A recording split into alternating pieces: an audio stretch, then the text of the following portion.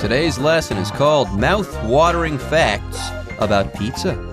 Day 1.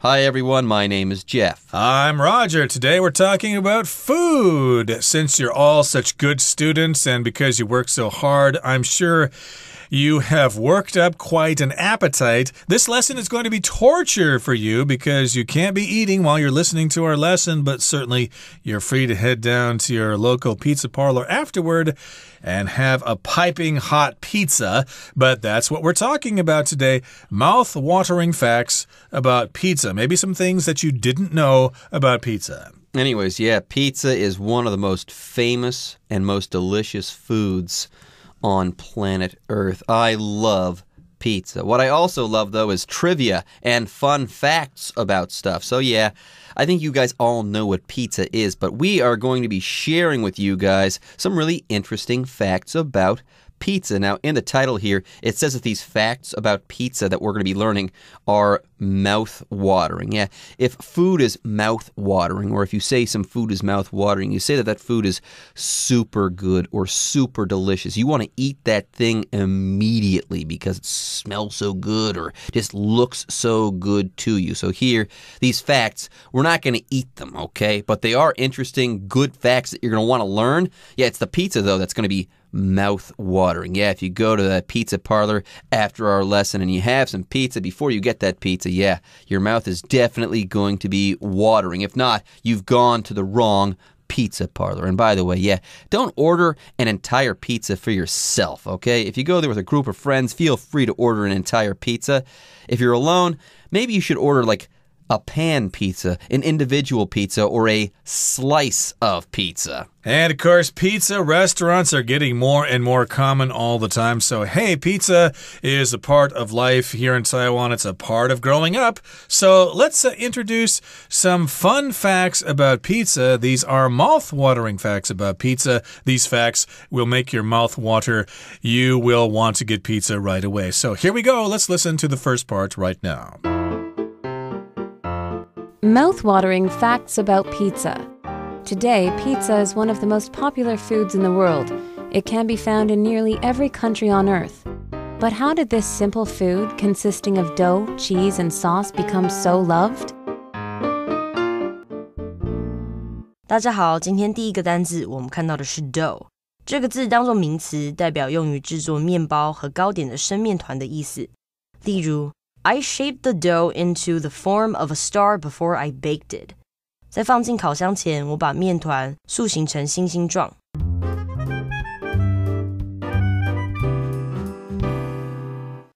All right, folks, let's go ahead and get started with today's lesson. Remember, we are talking about pizza. Now, you guys, you all know what pizza is, but you probably don't know that pizza actually has quite an interesting history. Yeah, today we're going to be learning a little bit about the history of pizza and also some fun facts about pizza. And yeah, today's not the only day that we'll be talking about pizza. No. Today and tomorrow, we will be learning some mouth-watering facts about pizza. How about that? How about that? So today, pizza is one of the most popular foods in the world.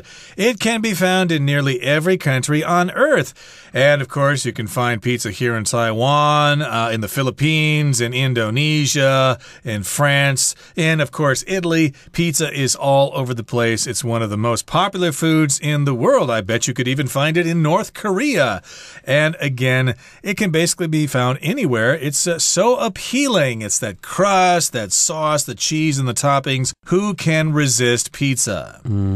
Pizza most definitely is mouth-watering. Yeah, right now I'm on a strict diet, but I don't know. If you were to give me a piece of pizza, I would probably eat it. I would break my diet. Pizza is just that delicious. But that being said, even though pizza is so delicious, so very, very delicious, it's a rather simple food. Yeah, get this.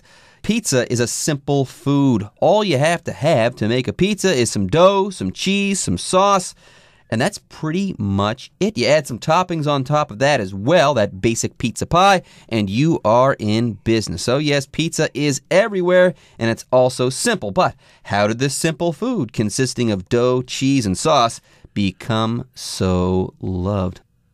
That's a good question. And yes, we're going to start to answer that question soon. But before we do that, we have an explanation to make. We need to explain this word dough. What is dough? Dough is a mixture of flour and water that is usually used to make bread.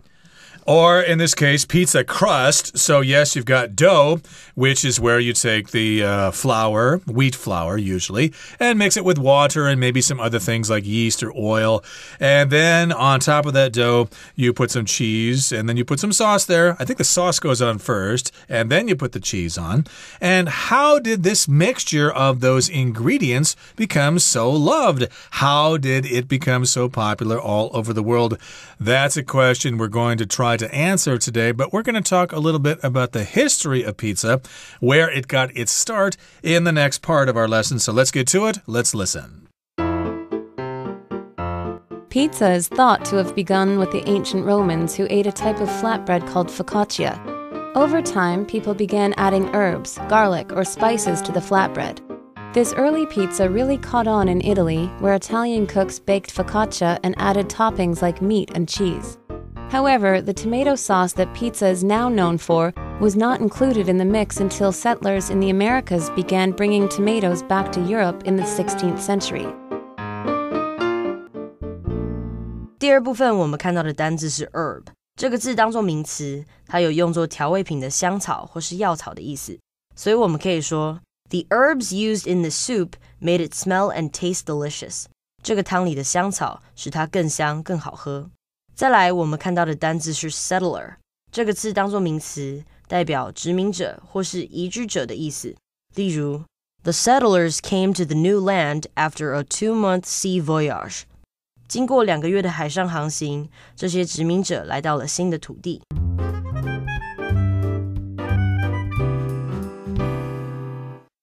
All right, we all know of pizza. We all love pizza, but where did pizza come from? That is the question. Well, get this. Pizza is thought to have begun with the ancient Romans. Yeah, now I knew that pizza was an Italian food. It's an Italian food. It comes from Italy. I had no idea that pizza, or the history of pizza, I should say, could be traced all the way back to ancient Rome. How about that? But yes, it's true. Pizza is thought to have begun with the ancient Romans who ate a type of flatbread called focaccia. Focaccia, right. I had not heard of that before, but I guess it's still around. Rome, of course, was around Italy. Of course, the city of Rome is the former capital of the Roman Empire. And back in those days when they were walking around in togas and stuff like that, they ate a kind of flatbread, which is a kind of bread that is flat, basically, just like naan from India or tortillas from Mexico. Here we've got focaccia, which is from the Roman Empire and in Italy now. It's a flatbread. And over time, people began adding herbs, garlic, or spices to the flatbread. So as you know, if you cook some kind of bread with just flour and water, well, it's chewy and it will fill you up, but it is horribly boring. It's very bland. So what you got to do is you got to add some flavors to it. In this particular case, they began to add herbs, also pronounced herbs, some people say it that way, which is something that can come from plants or flowers. The leaves, the seeds, etc. are used for flavoring in food or in medicine. You can use herbs in medicine as well, or even in perfume. And they added herbs to the focaccia and also garlic, which of course is common in local cooking here, and also spices. They added it to the flatbread and it became oh, so tasty. Yeah, flatbread alone doesn't taste very good, so you have to add stuff to that bread, that flatbread, to make it taste better. You can add spices, you can add garlic, or you can add herbs too. And yeah, very simply, herbs are special plants that smell good. They're aromatic, and they're usually used as flavor enhancers in cooking. That's pretty much all there is to it. Now, moving on, the next sentence says, this early pizza, focaccia. This early pizza really caught on in Italy, where Italian cooks baked focaccia and added toppings like meat and cheese. So yes, apparently pizza, it wasn't really pizza at the beginning there in ancient Rome. It was a flatbread called focaccia. And yes, the focaccia apparently was super delicious. If you put the right toppings on there, the right mixture of spices and herbs and garlic, people are going to love this thing. So yeah, it started out in Rome there, and then it spread throughout Italy. Yeah, it really caught on in Italy. This early pizza became super popular throughout Italy, or it caught on in Italy. Now here, we've got this phrase to catch on. If something catches on, it becomes popular. That's all there is to it. Then we also have the word toppings, okay? When you have a pizza, you've got to have toppings. Yeah, you can have the basic pizza pie. You got the dough there and some sauce and some cheese, but you have to put something on top as well. And yeah, the things you put on top of pizza are called toppings. And yeah, toppings can be meat and stuff like that. But let's go ahead and be specific. When we're talking about toppings, we're talking about small pieces of food sprinkled on top of a larger piece of food. And yeah, pizza toppings, for instance, like sausage and pepperoni, are those pieces of food that are spread on top of the dough and sauce and cheese that make up a basic pizza pie. Yep, or mushrooms or olives, etc. Those are kinds of toppings. You can also have toppings on shaved ice. That's a popular summer dessert here in Taiwan. A plate of shaved ice, and then you can put different kinds of toppings on top of your shaved ice. But here we're talking about toppings on pizza. Back then, of course, they used meat and cheese. However, the tomato sauce that pizza is now known for was not included in the mix until settlers in the Americas began bringing tomatoes back to Europe in the 16th century. Now, I knew that. I knew that the tomato came from South America, as did the papaya and other things as well. Chili peppers and potatoes and pumpkins. Yeah, these things all came from the New World. So yeah, very often people associate tomato sauce with pizzas. But yeah, okay, the history of pizza goes back further, and tomato sauce could not have entered the equation until the New World had been discovered. So yeah, it says here that, yeah, there was no tomato sauce on pizza until the 16th century. Right, which would be the 1500s. So you had settlers from Europe going over to South America. The people from Spain and stuff, and Italians went over there as well, as did the British and the French, and they all kind of settled there in the Americas, which would be both North and South America and the Caribbean Sea.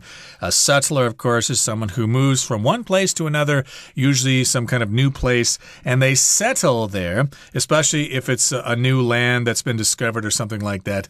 And they settled in the Americas, and they found these tomatoes there. Wow, what are these things? Hey, the locals are eating them. Maybe we should eat them too. Well, they taste kind of weird at first, but once you get to like them, you just love them, and they started to export them from South America to Europe. The Europeans didn't like them at first, but later they liked them, and eventually tomato sauce ended up on pizza. Please don't confuse tomato sauce with ketchup. Ketchup is a special kind of sauce that you put on your hamburger or that you have with French fries, but that is not tomato sauce. That is tomato ketchup. There's a difference. There you go. Yeah, ketchup's not really a sauce. It's more of a condiment. That would be the word. Just like mustard, it really isn't a sauce either. It's a condiment. Anyways, all right, folks, with that, it's time for us to take a break, but don't go away. When we come back, we'll be wrapping up day one of our article on pizza. Modern pizza as we know it today was developed in Naples in the 18th century. It was initially sold in food carts on the street and became known as a favored food with tourists.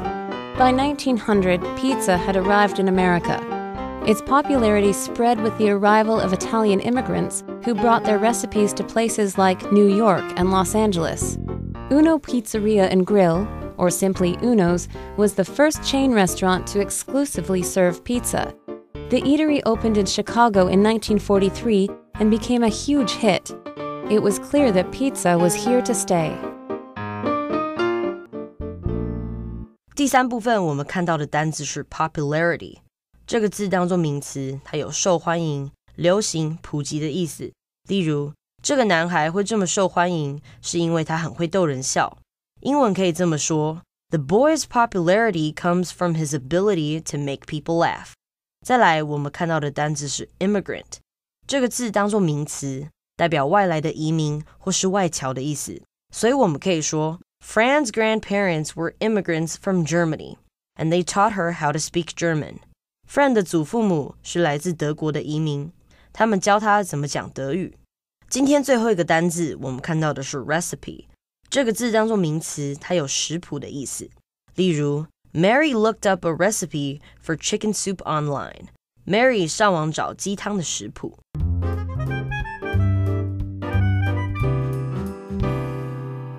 Okay, so you might be thinking, hey, the pizza back in Italy many centuries ago, or the pizza that they ate in the Roman Empire, is nothing like the pizza we have today. So where did modern pizza come from? Where did it get its start? What is the origin of modern pizza? Well, modern pizza, as we know it today, was developed in Naples in the 18th century, which would be the 1700s. So pizza, as we know it today, as we're familiar with nowadays, the pizza that we eat nowadays, actually came from Naples, which is Napoli, I believe, in Italian, and it got its start in the 18th century or the 1700s. And there's more.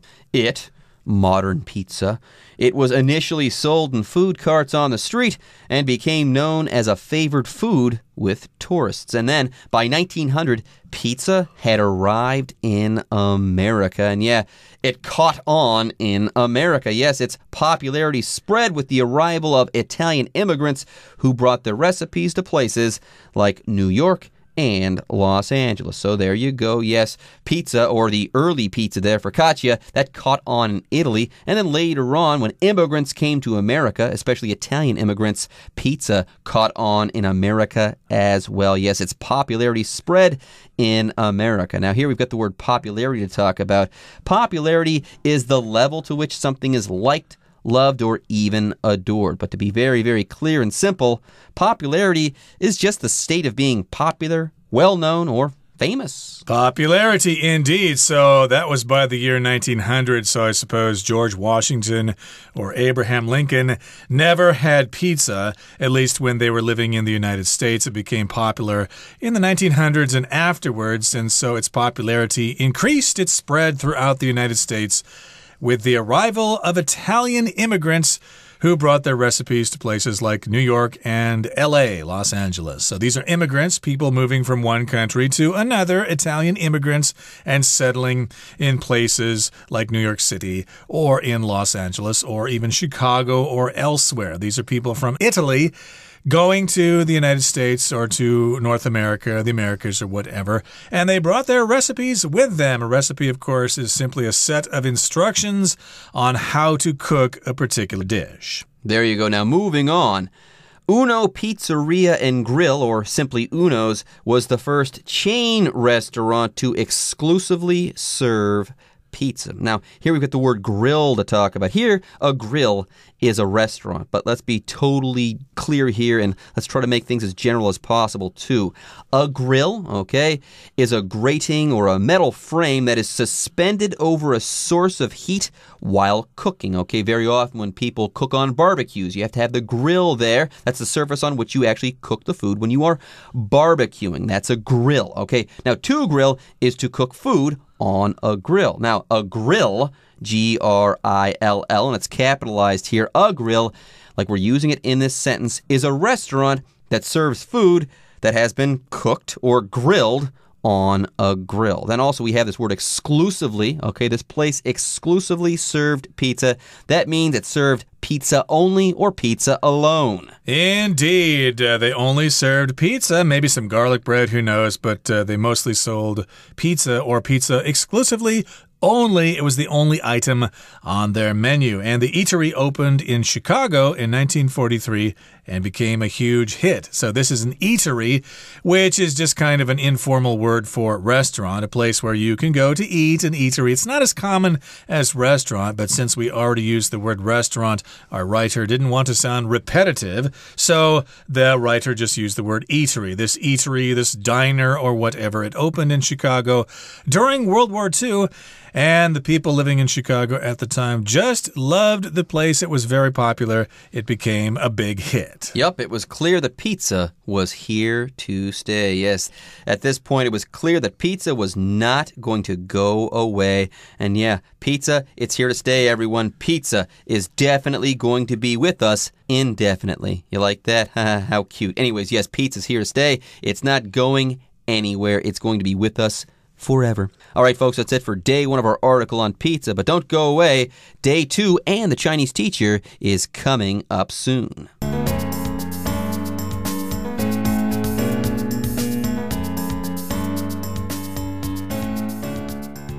各位同学大家好，我是 Hanny。 我们来看今天的文法重点。课文第2部分有一个句子，他说 This early pizza really caught on in Italy, where Italian cooks baked focaccia and added toppings like meat and cheese. 这种早期的披萨真正在意大利流行起来，意大利厨师烘烤佛卡夏，并加上肉和 cheese 来当配料。这边我们来学一下 where 当关系副词的用法。where 当关系副词可以用来引导形容词子句去修饰表示地方的先行词，那它的用法有2种，分别是限定用法还有非限定用法。好，首先当先行词是非特定不明确的地方名词的时候，我们是必须使用限定用法， where 的前面不加逗号，那么 where 引导的这个子句就是要限定它先行词的范围。举例来说， This is a place，这是个地方，什么地方呢？ This is a place where you can feel at home， 这是一个你可以放松，觉得像在自己家里一样舒适的地方。好，当先行词它是特定明确的地方名词的时候，就是用非限定用法。那 where 的前面要加逗号， where 引导的子句是用来补充说明先行词。好，那我们的课文呢，它的先行词 Italy 它是一个特定地点，我们已经不需要限定范围了，所以 where 引导的子句是要来补充说明它。那 where 的前方我们就看到是有用逗号的，这就是非限定用法。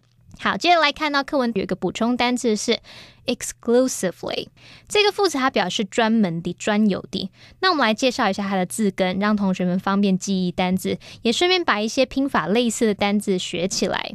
好，先从字根 clued C-L-U-D 或者是 close C-L-U-S 或者是 close。 好，那这几个字根呢，它有关闭封锁或者是结束、围住、包围住的意思。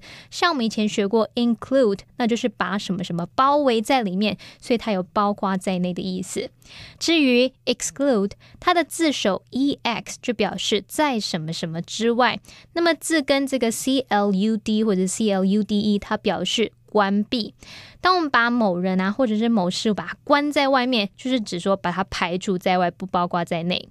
接着我们就在后面加上形容词字尾 ive， 就可以形成形容词 exclusive， 那是形容排外的、除外的，也可以表达独占的专用的等等。最后再加上副词字尾 ly， 就变成补充单字 exclusively， 专门的、专有的。好，另外再补充2个动词 conclude C-O-N-C-L-U-D-E， 那它的字首 C-O-N 它表示完全，那么 clude 有结束的意思，完全结束，那就表示结束、总结。再来 seclude S-E-C-L-U-D-E， seclude 它的字首 S-E 表示分开，那么 clude 有关闭的意思。如果你把自己关起来，然后跟大家都分开来，那就表示孤立、隔绝，所以 seclude 它有使什么隔离孤立或是隐居的意思。好，以上是今天的重点整理，我们接下来回顾今天的单字吧。Dough. As the directions state, carefully knead the dough before rolling it out flat. Herb. Maggie seasoned the pasta with olive oil and fresh herbs. Settler.Israeli settlers have recently moved into parts of the Gaza Strip and West Bank. Popularity. The band's increasing popularity is due to their talent and hard work. Immigrant. My new neighbors are immigrants from Brazil. Recipe. This cake is delicious. Could you send me the recipe for it? Okay, everyone. With that, today's article is now complete. But, as always, we sure hope that you guys have enjoyed reading along with us. Anyways, I'm Jeff. I am Roger. See you next time.